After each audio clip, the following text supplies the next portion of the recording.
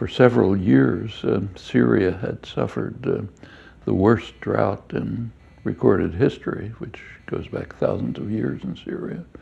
And the effect was to drive many peasants out of the countryside and into urban areas, which of course leads to congestion, conflict, tensions of various kinds. So it's kind of like dry kindling. You drop a match on it, it explodes. And when the match was dropped, Assad's brutal reaction to the early protests, the background was already there in part for a major conflict. It's not the only case.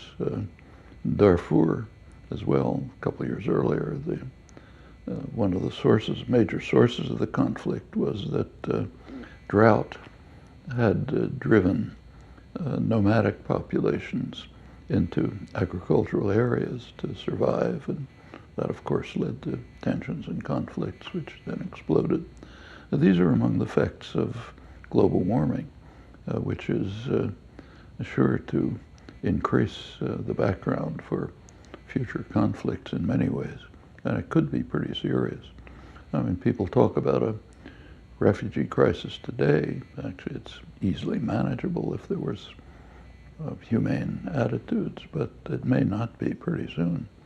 If rising sea levels are predicted to cause tens of millions of people to flee low-lying regions like Bangladesh, which will be indescribable calamity.